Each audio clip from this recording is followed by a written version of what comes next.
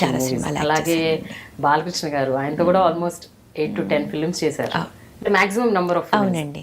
And Vamsi గారు obvious గా మీకు బ్రేక్ ఇచ్చిన డైరెక్టర్. అసలు ఒక మంచి వేషాలు, అంటే ఆ సితారా ఒక హోమ్లీ క్యారెక్టరు, క్లాసికల్ డాన్స్, అలాగే అన్వేషణం వెస్టర్నైజ్డ్, ఇది ఆ మ్యూజిక్ ఇంపార్టెన్స్ ఇచ్చి అలా ఉండే. Suman garu is a very gentleman, very క్వైట్గా ఉంటారు, చాలా మంచి మనిషి. Balakrishna garu he so lively.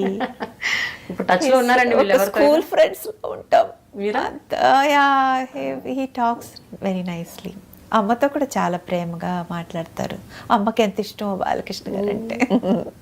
Yeah. ఇప్పుడు వీళ్ళెవరితో అయినా మీరు టచ్ లో ఉన్నారా?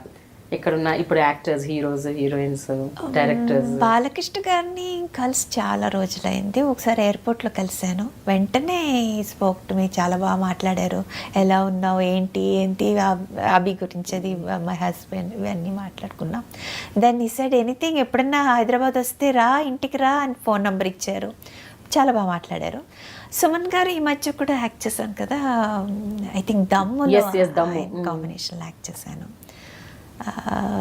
సో ఆయన ఐ థింక్ దుర్గా నవరాత్రి ఆ టైంలో he send me wishes, message పంపించారు. So that's all. ఇంకా అంటే కలవడం కుదరదు, ఎవరి లైఫ్లో వాళ్ళు బిజీ. సో అప్పట్లో ఒక టాక్ కూడా వచ్చింది, వంశీ గారు భానుప్రియ గారు పెళ్లి చేసుకోబోతున్నారు. వంశీ గారు అయ్యో, ఎప్పుడు చిన్నప్పుడు ఐ డోంట్ నో ఎనీథింగ్ అన్నారు. ఆయన పెళ్లి చేసుకుంటానన్నారు, బట్ మా అమ్మ ఒప్పుకోలేదండి. అమ్మ ఒప్పుకోలేదు, ఎందుకు? కారణం ఏంటండి? అంటే అప్పటికే ఆయనకు మ్యారేజ్ అయిపోయిందా, లేకపోతే ఏంటి, any other reason? Yeah, he's married. Okay. అమ్మ మాత్రం అన్ని విధాలుగా మిమ్మల్ని షీల్డ్ చేస్తూ, ప్రొటెక్ట్ చేస్తూ, తల్లి అంతే కదండి. అంతే. అయితే ఒక విషయం చెప్పండి, బాలకృష్ణ గారు, చిరంజీవి గారు, వెంకటేష్ గారితో చేశారు, నాగార్జున గారితో మాత్రం మీరు పేర్ అవ్వలేదు. అంటే మీరు అన్నమయ్యలో చేశారు, but you did pair with him. లేదు, ఆ ఆపర్చునిటీ దొరకలేదు. అప్పటికే ఐ వాస్ ఇంకా పెళ్లి చేసుకోవాలి అనే స్టేజ్కి వచ్చాను. చెల్లి యాక్ట్ చేసింది, ఇప్పుడు ఒక cinema. But you did stop, the career did not stop అంటున్నాను నేను. నో, సో అదేమీ ఆగలేదు, అది పోతూనే ఉంది. కాకపోతే అభి పుట్టిన తర్వాత కొంచెం I slow down a lot. బాగా 3-4 years గ్యాప్ వచ్చేసింది. ఇంకా తను స్కూలింగ్ అదంతా మొదలైన తర్వాత I need to concentrate, he is busy, I cannot just నువ్వు చూసుకో నేను వెళ్తాను షూటింగ్కి, I'm not that kind of a person. So నేను అభితో ఉండే ఎక్కువ, సో అలాగా కొంచెం తగ్గినాయి. సో మీ చిన్న కుటుంబం గురించి చెప్పండి. ఆదర్శ్ గారు ఏం చేస్తుంటారు, అభినయ ఏం చేస్తుంది? మీ అమ్మాయి పేరు అభినయ కదా? ఏం చేస్తుంటారు ఆదర్శ్ గారు, అభినయ? ఆదర్శ్ ఇప్పుడు వర్క్ చేసేది as a technical Avid editor for National Geography channel, Discovery channels, ఆ ప్రాజెక్ట్స్ అన్ని వర్క్ చేస్తూ ఉంటారు. అక్కడ ఇళ్ళల్లో ఎక్కువ ఈ takes up commitments. He's award winning, international award winning photographer. Yeah. And sitarist. Yeah, he plays sitar. Okay. ఇప్పుడు ప్రాక్టీస్ లేదు, టీనేజ్. ఆదర్శ్ బ్రదర్ కూడా ఆయన వచ్చి పండిట్ రవిశంకర్ గారి డిసైపుల్. యా. ఎవరు? ఆదర్శ్ గారు వాళ్ళ బ్రదర్ ఇద్దరు అండి? బ్రదర్ వచ్చి he then learn sitar from Ravi Shankar garu, సబలా నేర్చుకున్నారు.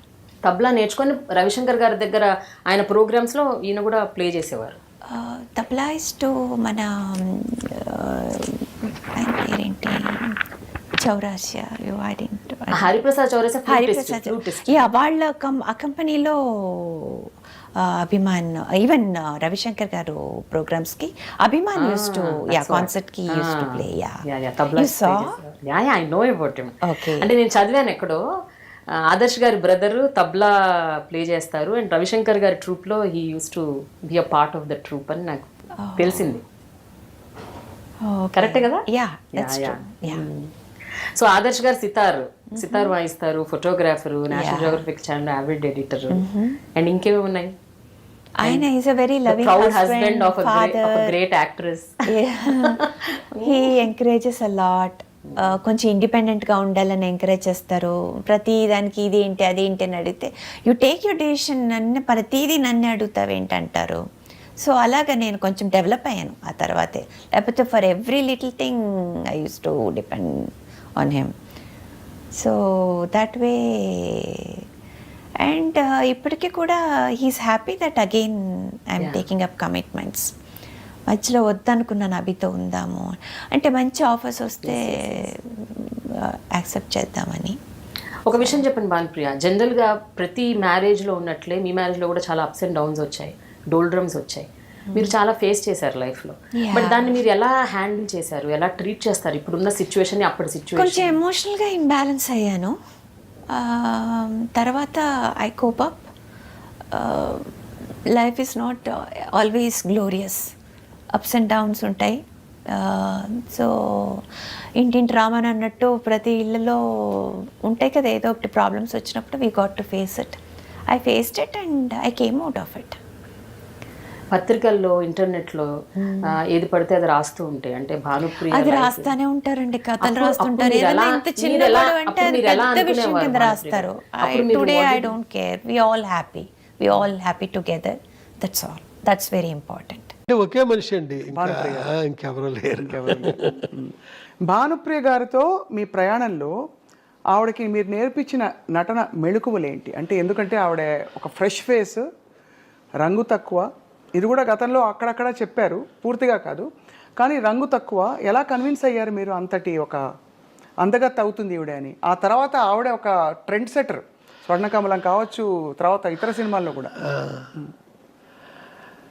ఏమో అండి, నాకు అనిపించిందండి ఆ మనిషి గురించి.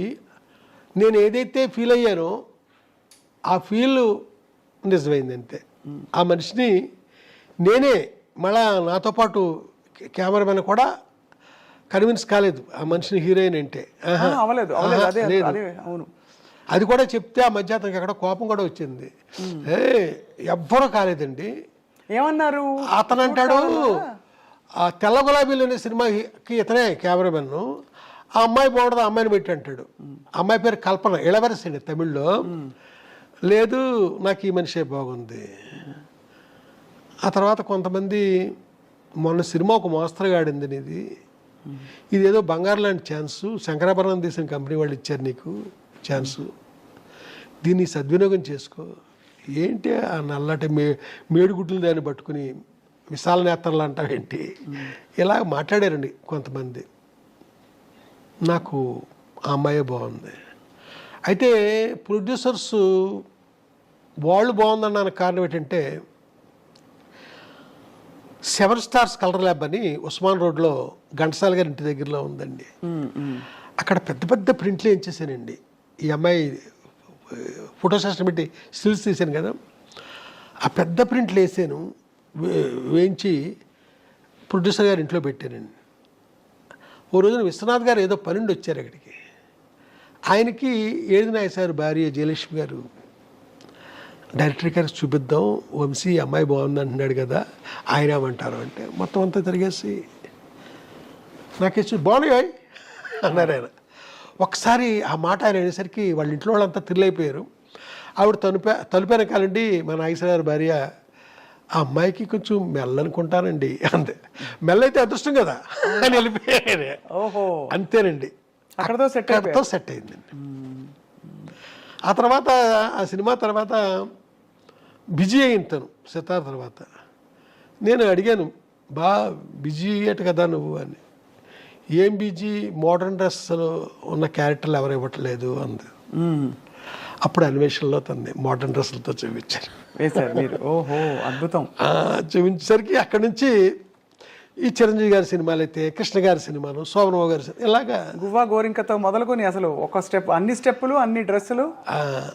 ఆ తర్వాత సినిమా ప్రేమించి పెళ్ళాడు, ఇలాగ మీలాగ శారీ కట్టుకుని చక్కగా పెద్ద బొట్టు అక్కడే మొదలైంది ఆ సినిమాతోనే, పెద్ద బొట్టు. అలాగా ఆ సినిమాలో చూపించానండి. ఆ తర్వాత క్లాసికల్ డ్యాన్సర్గా ఆలాపన, అదే ఆఖరి ఫిల్మ్ ఆవిడతో.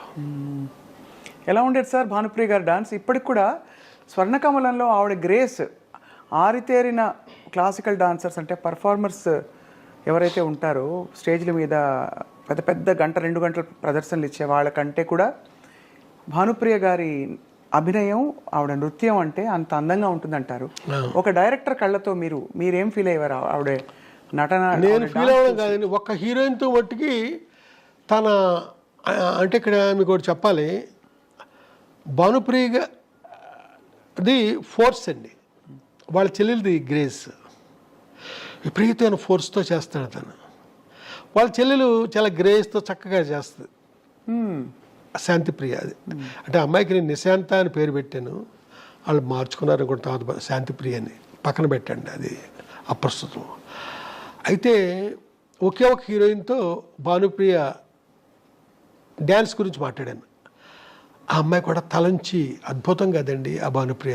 ఆ అమ్మాయి ఎవరంటే శోభన, ఏప్రిల్ 1 అవును, శోభన గారు కూడా భలే డాన్స్. కాబట్టే శోభనతో మాట్లాడాను. శోభన అద్భుతంగా యాక్సెప్ట్ చేసిందండి ఆ రోజుల్లో. ఏంటి భానుప్రియ గారి నృత్యం గురించి? అవునండి. శాంతిప్రియ గారు గ్రేస్ అంటే ఏమిటి సార్, అర్థం ఏంటి? మీకు ఆ గ్రేస్ ఫోర్సును అయ్యో 2 షాట్లు చూపిస్తే మీకు ఎక్స్ప్లెయిన్ చేయగలను, మామూలుగా నోటితోనే చెప్పలేనండి. అంటే భానుప్రియ గారి ఆవిడ బాడీ లాంగ్వేజ్లోనే ఒక ఫోర్స్ ఉంటుంది. ఫోర్స్ ఉందండి. ఆ చెల్లెలు చాలా గ్రేస్గా గమాత్తుగా నవరంగులో ఆవిడలాగా అలాగా ఆ అమ్మాయి ఆడద్దండి. అందులో ఒక లాలిత్యం, ఇందులో ఒక రకమైన గగురుపాటు, రెండు. కానీ ఏదేమైనా సార్ భానుప్రియ గారు, వంశీ గారు భానుప్రియ గారిపై చిత్రీకరించిన పాత్రలు, యాంగిల్స్ కావచ్చు, ఫ్రేమ్స్ కావచ్చు, అది ఒక నిజంగా ఒక పెయింటింగ్లా ఉంటుంది సార్. ఆ తర్వాత తను ఇంకొక సినిమా నెక్స్ట్ చేయడం జరగలేదు. ఆ సినిమా పేరు గాలికొండపురం రైల్వే గేట్. దాంట్లో లతా మంగేష్కర్ గారు 3 పాటలు పాడారండి. ఒక పాట నేను మా ఇళయరాజా గారు రాశాము, అంటే పల్లవి ఆయన రాశారు, చరణాలు నేను రాశాను. ఇంకొక పాట మహర్షి సినిమాలో కొత్తతన ఛాన్స్ ఇచ్చాను, అద్భుతమైన పాట, సుమం ప్రతి సుమం సుమం. అయ్యో చాలా మంచి, ఏం పాట సార్ అది మా ఫ్రెండ్తో రాయించాను, అదే ఫస్ట్ ఛాన్స్ అండి. అది ఆయనతో 2వ పాట రాయించాను. 3వ వేటూరు గారు ఎవరో రాసినట్టున్నారు, 3 పాటలు పాడారు. ఈ సినిమా జరగకపోవడానికి కారణం సార్? జరగకపోవడానికి కారణం ఏంటంటే వెంకటేష్ గారు హీరో అనుకున్నామండి. రామానాయుడు గారు కథ విన్నారు, నేను చెప్పాల కథ, వేమూరి సత్యనారాయణ గారు చెప్పారు. విని ఇది హీరోయిన్ కనపడుతుంది ఆ కథ అంతాను, మా అబ్బాయిని ఒక కమర్షియల్ హీరోగా నేను ఇచ్చేద్దామని కొత్తగా తీసుకొచ్చాము, మా అబ్బాయి ఇలాంటి వాటిలో యాక్ట్ చేస్తే కాదు కదా. ఆ తర్వాత ఇది హిచ్కాక్ సినిమా లాంటి సినిమా కథ, ఇది డైరెక్టర్ పేరు వస్తుంది, లేదా హీరోయిన్ పేరు వస్తుంది, మా అబ్బాయిది ఏముంది దీంట్లో, ఏమైనా మంచి కథ పట్టరండి, ఇది వద్దు ఆయన అన్నంతో ఆ ప్రొడ్యూసర్లు. వెంకటేష్ హీరో అంటే అది వేరే విధంగా ఉంటుంది కదా, రామానాయుడు గారు వెనకాల నుండి మనకి బ్యాక్గ్రౌండ్లో ఆయన ఉండి చేసేది, ఆ విధంగా అది ఇదయింది. ఆ తర్వాత భానుప్రియ కాకుండా విజయశాంతిని కూడా అనుకున్నాం, తర్వాత ఇటు కాకుండా సినిమా ఆగిపోయింది. ఈ సినిమా ఆగిపోయింది. తర్వాత భానుప్రియ గారితో మీరు పనిచేయడం జరగలే కదా సార్? లేదండి, జరగల.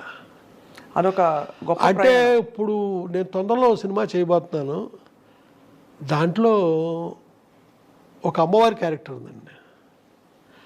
ఆ అమ్మవారు ఒక నల్లటి రాయిలో సూపర్ ఇంపోజ్ అయి కనపడుతూ ఉంటుంది అంతే, బయటకు వచ్చి కనపడడం అనేది లేదండి, అక్కడక్కడ అలా కనపడుతూ ఉంటుంది.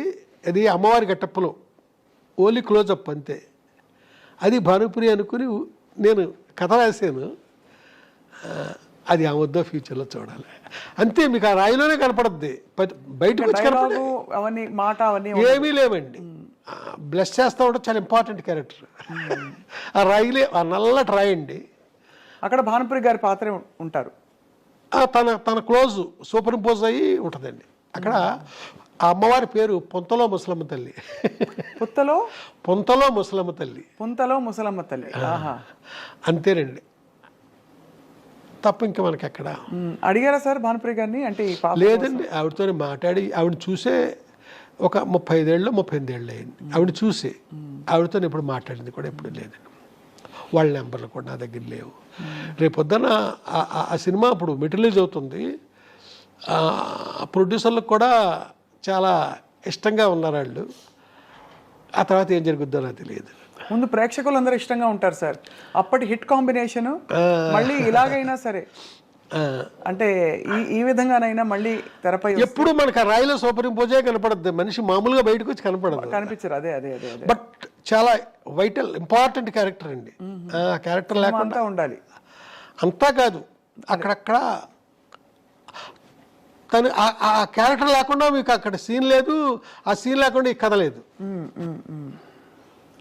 వంశీ గారికి మరి అంత అందమైన హీరోయిన్లు ఎలా ఉన్నా కూడా అంత అందంగా చూపించిన వంశీ గారు, మరి మీకు ఈ తరం హీరోయిన్లు నచ్చుతారా సార్?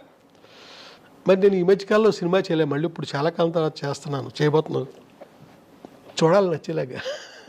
ఏమనిపిస్తుంది ఇప్పుడు చూసిన సినిమాలు, చూస్తున్న సినిమాలు? మీరు సినిమాలు చూస్తారు కదా సార్? బలే అంటే నేను థియేటర్కి వెళ్ళి చూస్తానండి. థియేటర్కి వెళ్ళి అన్ని చూస్తారా? అన్ని. ఈ మధ్య కాలంలో వచ్చిన చాలా సినిమాలు, చాలా మంది హీరోయిన్లు చూస్తుంటారు. ఈ మధ్యకాలంలో నాకు బాగుందంటే కా అనే సినిమా వచ్చింది కదా, ఆ అమ్మాయి నాకు బాగుంది. అంటే ఆ సినిమా తప్ప ఇంకెవరు నచ్చలేదు సార్ పెద్ద ఇప్పుడు మనకి?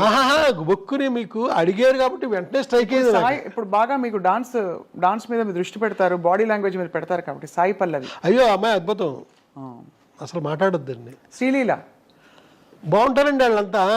సాయి పల్లవి అంటే అసలు నేను ఇంకో మాట మాట్లాడండి నేను. అవునా సార్? అంటే అమ్మాయిలో గ్లామర్ అది కాదు, అద్భుతమైన పర్ఫార్మర్ అమ్మాయి, మామూలు పర్ఫార్మర్ కాదు, చాలా అద్భుతం. ఎంతో మంది మనకి గుర్తొస్తారండి, చాలా అద్భుతమైన. సార్ మీ ప్రయాణంలో మీరు ఇంత భావుకులు, ఇది ఉండబట్టుకోలేక అడుగుతున్నా, మీకు ఎందుకు బ్యాగులు ఇష్టం అని ఎలా అడిగితే అడుగుతారు. మీ స్త్రీలతో మీ సంబంధాలు ఎలా ఉండేవి చిత్ర పరిశ్రమలో? నేను నాకేంటో తెలియదండి, నాదంతా మానసికమైన సంబంధం తప్ప ఫిజికల్గానే పెట్టుకోనండి. ఏంటో తెలియదు నాకు ఎవరితోని. నాకు ఓ హీరోయిన్ అని ఏదో చాలామంది చెప్పుకుంటారా, ఆ మనిషితో సైతం నాకు ఫిజికల్గా నాకు ఎవరితోని సంబంధాలు లేవు. కానీ మీకు ప్రేమ కలుగుతుందా? అదేంటోనండి, మనిషి మీద ఒకనొక ఇష్టం. ఇప్పుడు ఈ సినిమాలు ఉదాహరించడం చాలా పెద్ద ఇదిగా ఉంటుంది, బాగోదు. మానసికంగా నేను ఇష్టపడడం తప్ప ఇదేం చేయను. ఓసారి ఒక ఇన్సిడెంట్ జరిగిందండి, బ్యాంకాక్ వెళ్ళామండి. కొందరు రైటర్స్తో పాటు బ్యాంకాక్ వెళ్ళాల్సి వచ్చింది ఒక అతను కలవడానికి, ఓ హీరోని.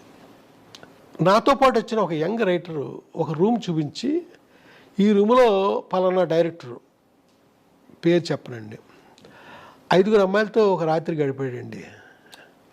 నేను అసలు అది విన్నాను కానీ నేను ఏమాత్రం నాకు అది సహించలే, ఏమాత్రం ఆ మాట శబ్దస్ఫూరకంగా నాకు అనిపించరా. నేను ఆ రకం కాదండి, ఎట్టి పరిస్థితుల్లో కాదు.